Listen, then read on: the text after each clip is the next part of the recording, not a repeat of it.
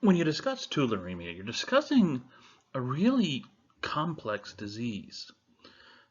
Um, Incubation period, depending on the person, depending on their health, depending upon their infectious dose, could be anywhere from a few days to up to 3 weeks. Symptoms start with headache, backache, fever, chills.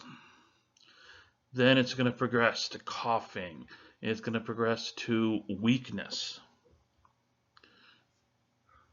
The worst, quote unquote, worst of the clinical manifestations, the symptoms, the signs you'll see: ulcerative skin lesions, sometimes at the site of the initial infection.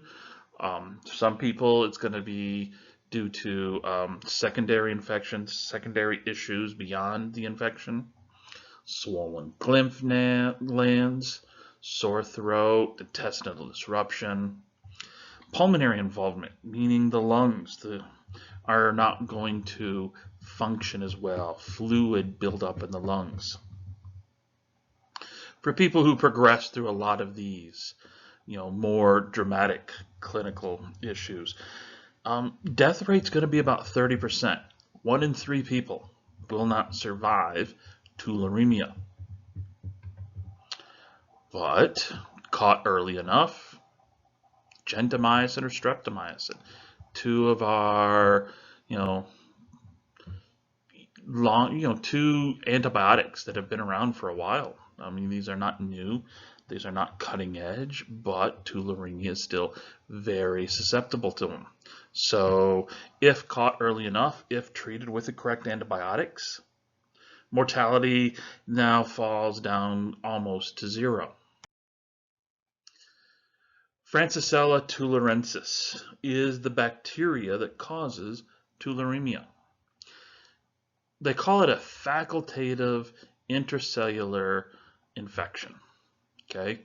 Means that the bacteria, Francisella, wants to be inside our cells. This is not a bacteria that's going to grow on a petri dish. It's not going to grow in a test tube. The only way you can grow it is in tissue culture. Basically, you grow human cells or some form of animal cells in a petri dish. And then you infect one cell with Francisella. And then one goes in, hundreds, thousands come out and spread to neighboring and neighboring and neighboring, so on and so forth. This is one that you're going to find here in the northern hemisphere, okay, with our rabbits, okay. Layman's terms, this tularemia is called rabbit fever because it's associated with people who interact with wild rabbits. The wild rabbits have the fleas and whatnot on them. You mess with the pelts, they go to skin the rabbits and whatnot. Fleas jump on you, you get bit by fleas. There you go. Tularemia is actually listed Category A bioterrorism agent, along with anthrax, plague, and a few others. This is one that we watch out for, we pay attention to. Chief reservoirs you're going to find, especially around here, rabbits and squirrels. Okay, not to say that other mammals, skunks, beavers, foxes, possums, even some of domesticated animals cannot also be the reservoirs, but the chief reservoirs are going to be rabbits, especially here in this area of the Great Plains. Where it was fleas with previous, here it's going to be ticks. Ticks go in for a blood meal, take a blood meal, they get the Francisella in them during the blood meal. You go to skin the rabbit, skin the fox, whatever. Tick gets on you. Tick goes in for blood meal, spits the saliva with anticoagulants during the blood meal. You have now been infected. Infective dose, 10 to 50 microorganisms.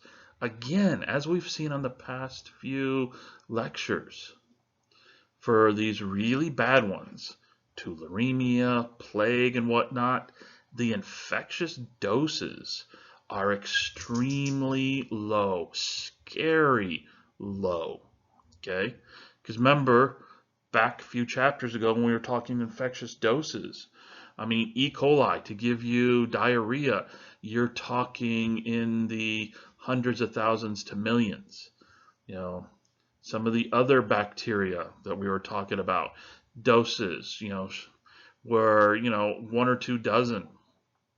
Well, the more lower the dose, the more pathogenic that microbe is considered to be. So tularemia with 10 to 50 microorganisms total.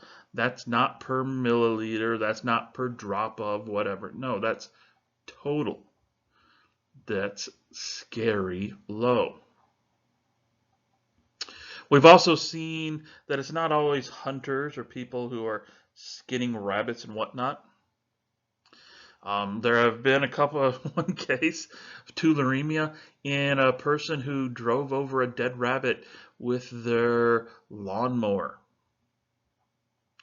They think that the blood, rabbit blood, being aerosolized by the violent chopping motion of the lawnmower, introduced tularemia into their lungs, got down into the alveoli, crossed the alveoli into the capillary beds, and there you go.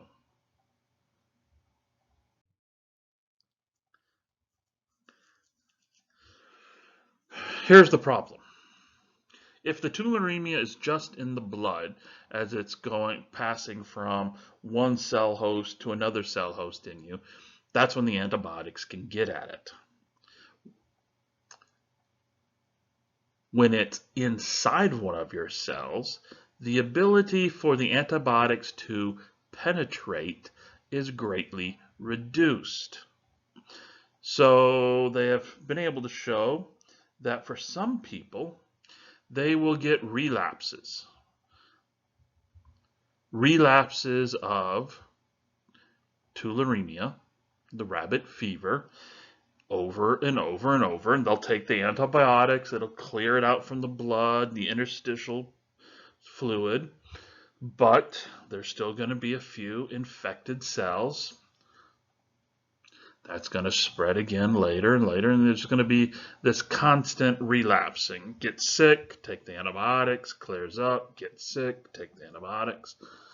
So they're trying to figure out ways to, maximize the longevity of the antibiotics not only in the system, but you maximize how long the people could take it, and making sure they do not discontinue, stop taking the antibiotics too early. They also have post-exposure prophylaxis. You think you may have been exposed. You're skinning, you're doing stuff, and you found a bunch of ticks. You're not sure, you think you may have been exposed. They can give antibiotics, just go ahead and treat, They do that. They have been some cases of that for hunters who think they may have game,